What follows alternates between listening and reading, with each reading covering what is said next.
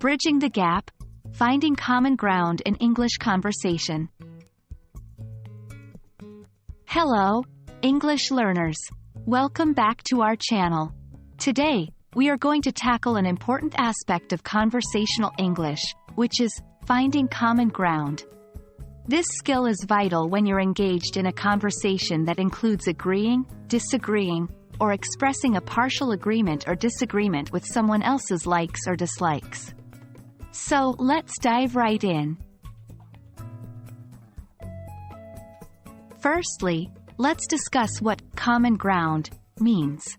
When we say finding common ground, we're talking about discovering areas where you and the person you are conversing with share similar views or interests. It's a way to build a connection, even when you have different opinions on certain topics. Now, let's talk about expressing partial agreement. Sometimes, you might not completely agree with what the other person is saying, but you also don't entirely disagree.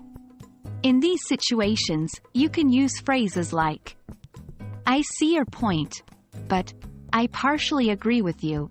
However, that's true, but on the other hand," by using these phrases, you're acknowledging the other person's opinion while also presenting your own.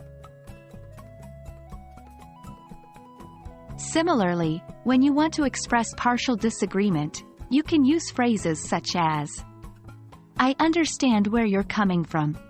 But I can see why you would think that.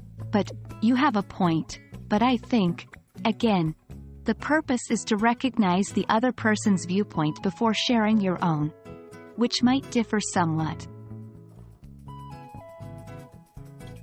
When it comes to finding common ground, there are certain phrases that can be used to show that you share similar views or interests with the person you are conversing with.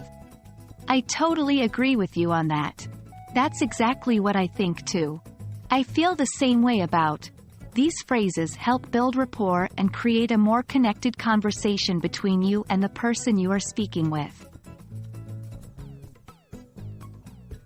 That wraps up our lesson for today. Remember, in any conversation, it's important to find common ground where possible. Even when there are disagreements, understanding how to express partial agreement or disagreement can keep the dialogue open and respectful. Practice these phrases and use them in your English conversations. Happy learning, and we will see you in the next video.